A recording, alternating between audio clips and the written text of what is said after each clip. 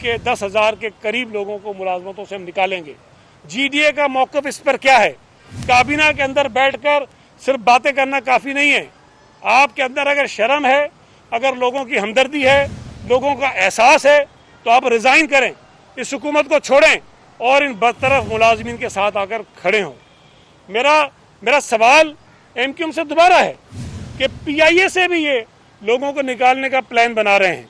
PIA से कराची के लोग जो कराची में नौकरी कर रहे हैं, पहले भी इन्होंने किया और दोबारा कर रहे हैं, कि कराची से लोगों के तबादले इस्लामाबाद किए गए हैं। मकसद सिर्फ ये है कि लोगों को इतना तंग करो कि ये लोग नौकरियां छोड़ दें, अब अगर कराची के शहरियों के हुकूक की दावेदार बनने वाली MQM ये समझती है कि कराची के लोगों के साथ ज्यादती हो रही है, अगर वो समझते हैं कि कराची से इस्लामाबाद ट्रांसफ़र कोई इशू नहीं है तो ठीक है। अगर वो ये समझते हैं कि कराची के लोगों को नौकरियों से निकालना कोई इशू नहीं है तो फिर ठीक है। लेकिन अगर ये समझते हैं कि ये जुल्म है, ये ज्यादती है, लोगों के घरों के चूल्हे बुझाए जा रहे हैं, तो मैं MQM से भी मुतालबा करता हूँ कि वो इन लोगों के साथ खड़ी हो, कैबिनेट में बात करे। अगर उनकी बात नहीं मानी जाती, फैसले तब्दील नहीं होते हैं, तो फिर उनको हुकूमत छोड़नी चाहिए। ऐसी हुकूमत के साथ खड़े होकर कि जो लोगों का, जो ख़ास तौर पे कराची के, सूबा सिंध के लोगों के चूल्हे बुझा रही हो, उनका मुआशी कत्लेआम कर रही हो, जिन्होंने PTV से लोग निकाले, जिन्होंने रेडियो पाकिस्तान से लोग निकाले, जिन्होंने PTDC से लोग निकाले, जिनकी जो मुआशी पॉलिसी की बर्बादी की वजह से लाखों लोग बेरोज़गार हो गए, उस हुकूमत के साथ खड़े होकर पता नहीं किसको मजबूत करना चाहते हैं। ये इमरान खान की जो हर सुई उल्टी चलती है, इसने कहा करोड़ों नौकरियां दूंगा, ये नौकरियां करोड़ तो नहीं दी, बेरोज़गारी की तरफ ये जाना शुरू हो गए। पता नहीं बेरोज़गार कोई 40-50 लाख इसकी मुआशी पॉलिसी से हो गए थे। इसने कहा था 50 लाख घर दूंगा, अभी तो किसी को नहीं मिला 2.5 साल में, लेकिन घर टूटना जो है वो ज़रूर शुरू हो गए। तो ये सुई भी इसकी उल्टी चल रही है। तो हम ये समझते हैं कि इस किस्म के कोई भी फैसले जिससे लोग बेरोज़गार हों, लोगों की नौकरियां जाएं, लोग तंग हों, लोग परेशान हों, हम उनके साथ खड़े हैं। मैं बतौर मिनिस्टर ये कह रहा हूँ कि अगर वफाकी हुकूमत ने स्टील मसले को संजीदगी से नहीं लिया, उनके मसले को हल नहीं किया, हमारी जो कोशिशें होनी हैं, जो हम एफर्ट्स करेंगे, उसको संजीदा नहीं लिया, तो मैं इन बरतरफ मुलाजिमीन के साथ खड़ा हूँगा। और हमने इनसे रिक्वेस्ट की कि ये प्रोटेस्ट ना करें, ये लोगों को तकलीफ़ में ना डालें। लेकिन जब लोगों के घरों के चूल्हे बुझेंगे, लोगों के बच्चे स्कूलों से निकलेंगे और ये बेचारे तो वहाँ रहते भी स्टील टाउन के घरों में हैं, अगर इनसे घर छीने जाएंगे, इनको बेघर किया जाएगा, तो मैं किस मुंह से, सिंध हुकूमत किस मुंह से इनको ये कहेगी कि आप एहतजाज मत करें, आप प्रोटेस्ट मत करें, आप सड़कों पर मत आएँ। ये हम नहीं कर सकते हैं। हमारी कोशिश है कि बदअमनी ना फैले, हमारे सूबे में, हमारे शहर में ऐसे सूरत हाल पैदा ना हो। हम बैठकर बातचीत के ज़रिए इस मसले को हल कर लें। लेकिन अगर कोई रास्ता नहीं निकला तो फिर जाहिर है कि हमारे पास भी ये रास्ता रह जाता है कि हम इन मजलूमों के साथ खड़े हो जाएं। पहले अब आप करें, फिर आप करें।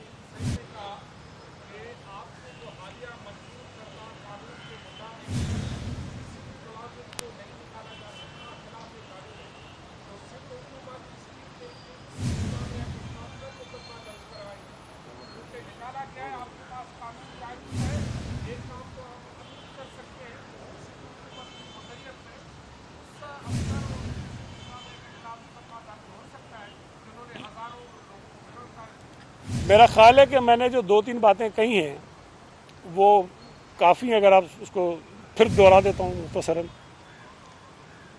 हमने कमेटी बनाई, चीफ मिनिस्टर साहब ने, कि हम वफाकी हुकूमत से रब्ता करें और इस मसले को हल करने की कोशिश करें। मैंने ये कहा कि हम स्टील मिल की ज़मीन इनको हथियाने नहीं देंगे, वाज़े तौर पर कहा है कि हथियाने नहीं देंगे। मैंने ये कहा कि अगर उन्होंने मसला हल नहीं किया तो हम इनके साथ हैं। तो मुकदमा तो छोटी चीज़ है, अगर करना पड़ा तो ज़रूर करेंगे। एक मिनट, ये वकास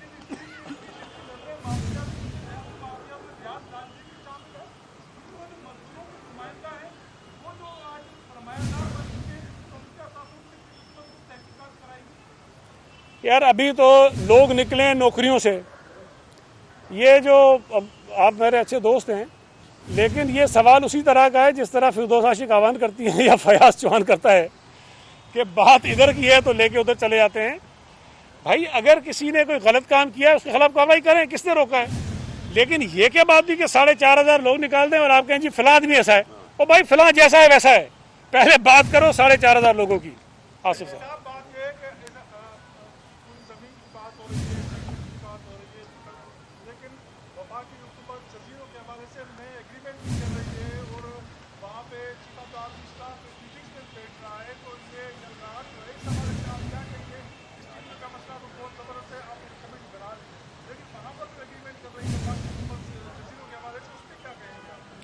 देखें सिंध हुकूमत और सिंध कैबिनेट वाज़े तौर पर यह कह चुकी है कि आइलैंड्स के मुतल्लिक वफाकी हुकूमत का जो ऑर्डिनेंस है वो गैर आइनी है और हम उसको मुस्तरद करते हैं, हम उसको किसी सूरत कबूल नहीं करेंगे।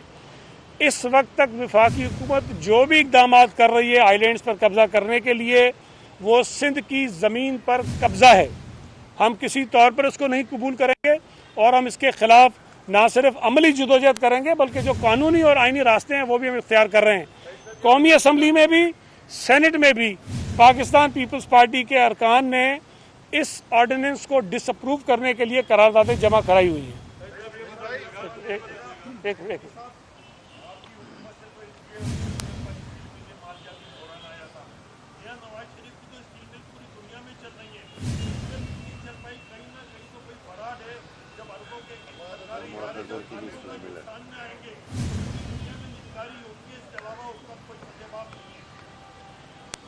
देखें, निजकारी पे जितना मैंने काम किया है इस मुल्क में या जितनी चीज़ें मैंने इकट्ठी की हैं, शायद हो सकता है आपके पास इल्म हो, लेकिन मैं दावा करता हूं कि मेरे पास ज़्यादा इल्म होगा शायद। मैं चैलेंज करता हूं इस हुकूमत को या किसी भी शख्स को जो समझता है कि निजकारी मसलों का हल है। आपको पता है इस मुल्क के कितने इदारे प्राइवेटाइज हुए हैं? अभी तक आपको पता है? नहीं पता होगा। देखें, जो प्राइवेटाइजेशन जब शुरू की गई तो कहा यह गया कि जनाब चूंकि ये इदारे खसारे में हैं, हम ये इदारा बेचेंगे और इस इदारे से जो पैसे आएंगे उससे इस मुल्क के ऊपर जो बैनुल अक़वामी कर्जा है उस कर्जे को हम उतारेंगे और कुछ पैसे जो है वो डेवलपमेंट पे हम खर्च करेंगे। ये प्राइवेटाइजेशन शुरू हुई आज से 30 बरस पहले। 30 बरस पहले पाकिस्तान पे कितना कर्जा था और आज पाकिस्तान पे कितना कर्जा है? 30 बरस में जो इदारे बेच दिए गए हैं उन इदारों के कितने पैसे मिले हैं पाकिस्तान को, वफाक को, हुकूमत को, और उन इदारों की मालियत कितनी बनती है?